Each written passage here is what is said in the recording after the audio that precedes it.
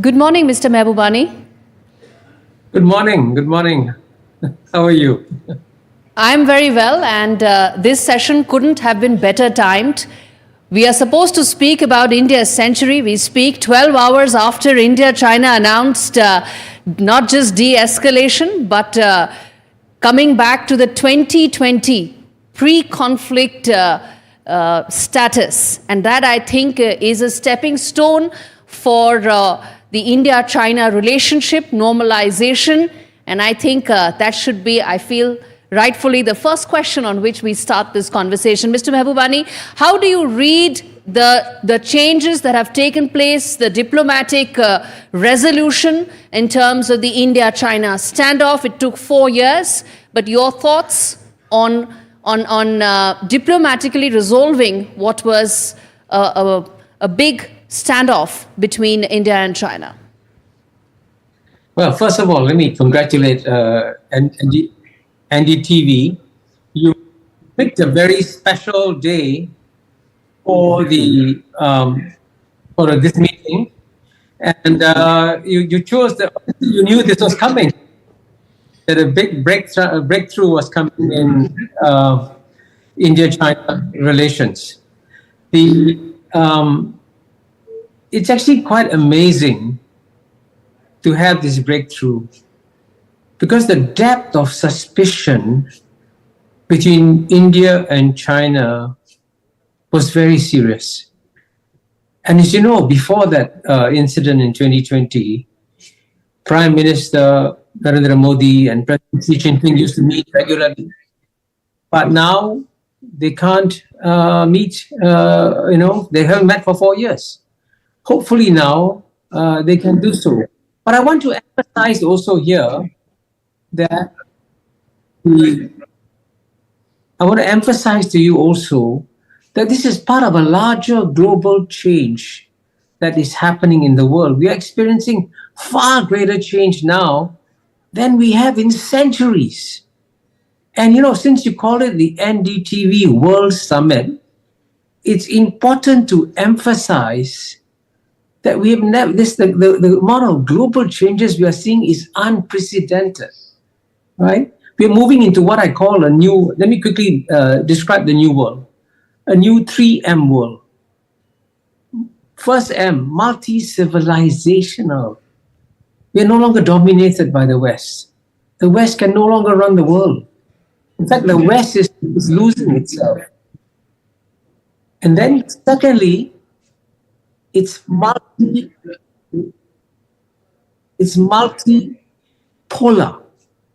And there are other powers also emerging in this world.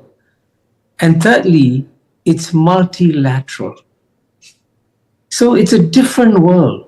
And it's in this context that you're seeing the changes between China and India. Both are adjusting to a new world that is coming in a positive way. Indeed.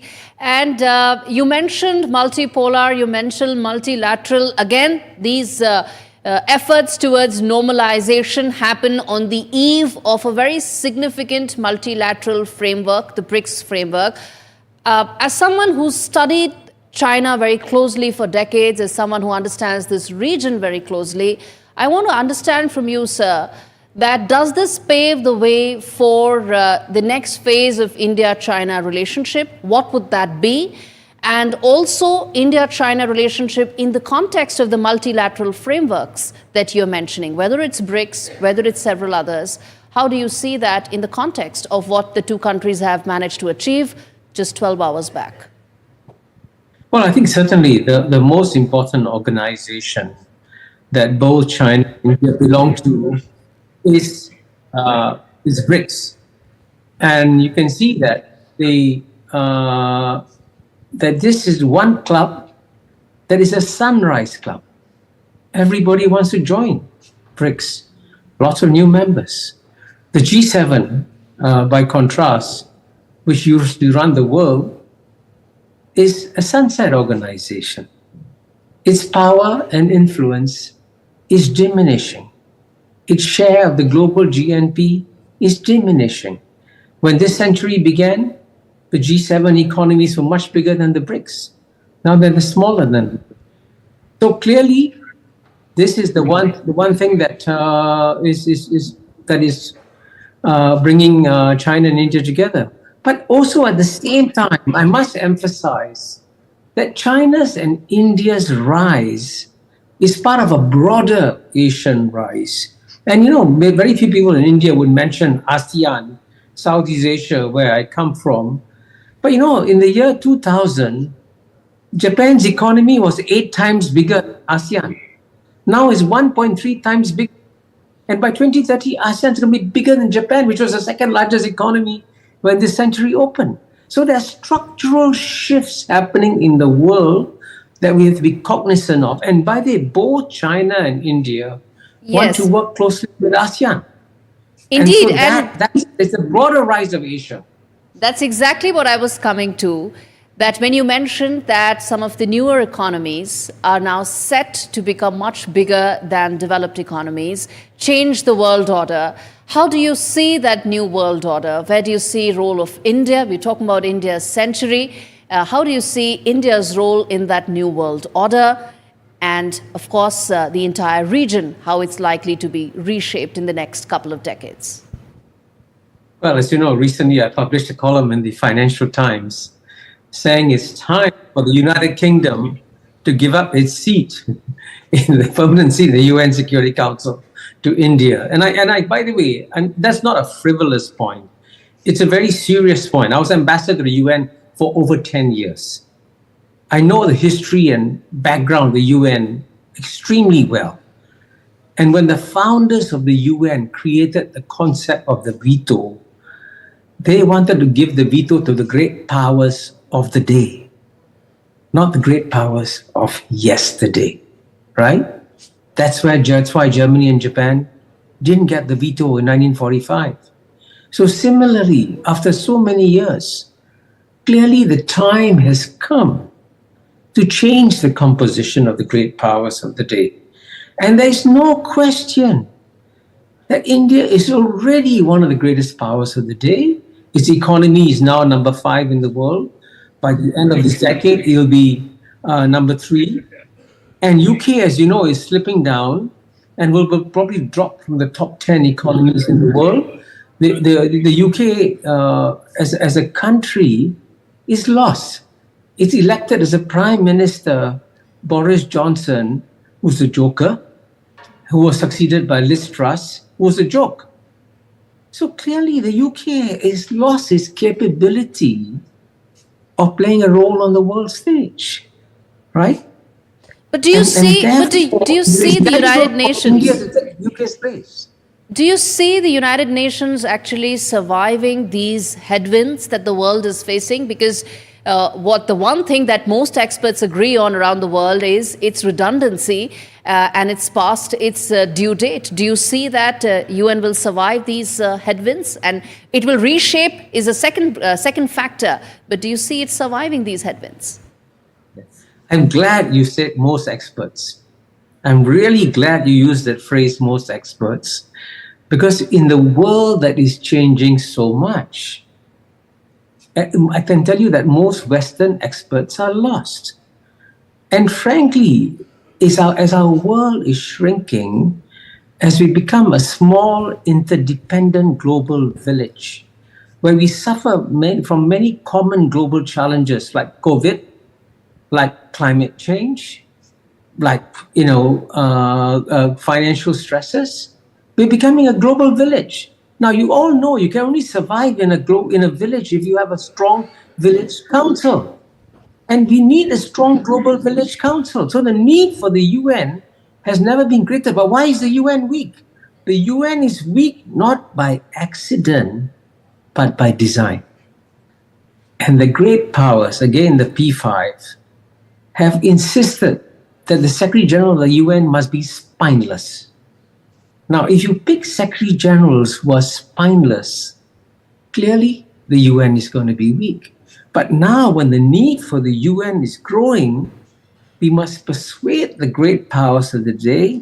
It's time to change your attitude towards the UN and select strong, dynamic Secretary Generals like Dr. Mashko, like Kofi Annan, and then the UN become stronger. But believe me, there is no alternative to the UN. Okay. Absolutely none. Okay, so you've given headlines. We need secretary generals at the UN with some spine, with some ability to speak up. But then let me ask you a question or an area which I feel very strongly about, which is that a lot of strength for nations come from their economic heft. That is at the core of being able to really sit on the high table and make global decisions. At a time when there's a lot of conversation around India being at the center of global supply chains, where do you see that journey? And in that context, do you see the Quad playing a major role? Do you see semiconductors being that big push factor, that tailwind, so to say, for us to really get into the middle of global supply chains? Well, there's absolutely no question that India has got a magnificent opportunity to play a bigger role in global manufacturing, to play a bigger global role in supply chains, no question whatsoever. But to do so, I think it's important for the Indian economy to open up and integrate with the rest of the world. I'll give you a simple example. There's a regional free trade agreement called the Regional Comprehensive Economic Partnership that, as you know, India participated in the negotiations and so on and so forth. And India decided, it has a sovereign right to do so, not to join the RCEP. But the econometric studies show that India would add billions to its economy if it's integrated with East Asia. And as you know, most of the manufacturing today comes from East Asia. Japan, South Korea, China, ASEAN. They are the biggest sources for FDI, And you know what's amazing? Southeast Asia, ASEAN, has received more FDI than China, Japan, South Korea, India combined. But how did Southeast Asia do that? Because it integrated into global supply chains and into the Regional Comprehensive Economic Partnership. So the opportunities for India are magnificent. And many manufacturers would love to come to India if the conditions were right. But let me add also one other point, which is a delicate point for you, I know, Gauri, that, at the end of the day, if you want to join the global manufacturing supply chains, you still got to integrate to some extent with China. Many of the components still come from China. And indeed, if you want to, for example, become a major Apple phone production facility, which you can, Mr. Mahbubani, the components will come from China too. On the integration with China bit, I think that is where India is fairly integrated. Even the last 4 years, when we continued to face tensions either at the border or diplomatically, our trade ties, they continued. So to that extent, I think the integration between the Indian and Chinese economies is fairly high. But I take your point about the ASEAN economies doing well. It's also because they themselves are a very integrated system and ecosystem to that extent. Then let me ask you two questions. I asked you about the Quad as well, that will Quad really be the inflection point for changing supply chains? Because they've been tentative about it in the past, but there are now voices within the Quad members saying that we've got to take the next step. Supply chain resilience is the next logical step. Do you see that happening? Yeah, it'd be actually very good if the Quad stepped up its involvement in economic integration. That would be a very positive development. But as you know, the Quad declares that its primary role is to help cooperate with each other in humanitarian ventures. And as you know, there's a perception, which may be right, may be wrong, that the Quad was set up to counterbalance China. And so it is perfectly natural for the Quad to move on to that area. But as you know, Japan and Australia and the United States are already integrated with East Asia.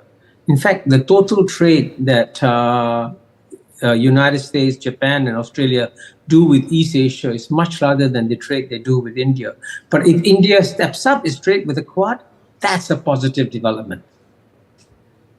You are sitting in Manila, sir, a country which has been very vocal in terms of it's been at the receiving end of aggression, especially at the seas. But this is not the conversation we are having. The conversation is about India's aspiration in terms of this region and its role and the roadmap. To that extent, I want to ask you about the Look East policy. The last couple of months, the Prime Minister, his government have really stepped up the pedal. We've invited countries from this region. The Prime Minister has made visits, for probably in some countries for the very first time, in some after 4 decades. How do you see the Look East policy that India is now embarked on with a renewed sense of urgency and commitment? Connect the dots for us in terms of its outcomes in the next couple of years, maybe a decade. Well, I think, if I'm not mistaken, he also calls it an Act East policy now, beyond Look East. No, I think certainly I can tell you for a start, if you take Southeast Asia, where Singapore is part of, Southeast Asia has had for the last 2,000 years much closer links with India than with China. And if you look at the 9 Southeast Asian states, 9 have an Indic base. And amazingly, even in the Philippines, where I'm visiting now, when they organize an East Asian summit for the cultural performance for the leaders of, United States, China, Russia, everyone, they decide to have a scene from the Ramayana being performed in the Philippines, a Catholic country. So India's influence in Southeast Asia is very long and very deep. But as you know, there was a colonial era that separated India from Southeast Asia. We need to rebuild the traditional links. But the best way to do so is again through economic integration. It's good that ASEAN and India have a free trade agreement, but I think India needs to also integrate more with the other countries in East Asia too. And believe me, this is where the future markets are going to be. Let me give you this one statistic so you understand my point. The future economic growth, the markets are going to come from what's called the CIA countries. Now, CIA is not Central Intelligence Agency, by the way. CIA is China, India, ASEAN. Now, you add up the total population of the CIA countries, 1.4 billion, 1.4 billion, 700 million. It comes to 3.5 billion. Now, among these 3.5 billion people, in the year 2000, only 150 million people enjoyed middle-class living standards. Only 150 million out of 3.5 billion. But by 2020, the number had exploded to 1.5 billion. And by 2030, it will reach 2.5 to 3 billion. Now, never before in human history have you seen such an explosion of middle-class populations of this size and scale. Never. Here it's happening in our region. So for India to act east or look east, it is definitely going to have to integrate with this region. That's where the future growth markets are. And psychologically, therefore, I know many in India still want to look west to some extent, but the West is completely lost geopolitically and economically. And frankly, as you watch the populist parties, even domestically, the West is in trouble. That's not where the future growth is going to come. Certainly not from Europe. Certainly from the United States, yes, but not from Europe. So therefore, looking east and acting east is the future for India. Indeed. And sir, final question as we wrap this up, which is that this session is called India Ascents, diplomatic high table that we want to be on. And I feel we are already on. I feel strongly about it that the ascent has started. We are on that journey. There are many voices that are coming in that we need to be a main player, if not an active stakeholder, whether it's in conflicts, whether it's in economic integration around the world. In your assessment, quickly, the top 3 things that we should probably be focusing on to increase the pace of this ascent. Well, I think there's no question, you are right. India is already at the high table. But at the same time, when Prime Minister India demonstrated that he could visit both Russia and Ukraine, he showed that India can play a very valuable bridging role. So certainly, if India stepped up its contributions in trying to find a peaceful solution for the Ukraine problem, that would be a tremendous contribution. Similarly, India is one of the few countries that can talk to the opposing sides, talk to Israel, talk to Iran, and certainly talk to all the Arab countries. And then here too, India can make a major contribution to solving a problem that is worrying the world a great deal. And as you know, finally, at the UN, I think it's time for India to make its case more clearly why it needs to become a permanent member of the UN Security Council immediately. And frankly, nudge the UK and say, okay, you've had your day. It's time for you to move on. And if India takes UK's seat on the UN Security Council, the world will cheer because they know that India will provide a perspective that will be understood both by the West and the East and the North and the South. That's a unique bridging role that India can play. Indeed, indeed, Mr. Mahbubani. Thank you so much. Thank you so much for this session. And I agree with you on so many fronts, including the fact that we are in the Sunrise Club and not the club of the has-beens that G7 is becoming. Thank you so much for this conversation. My pleasure. Thank you for having me.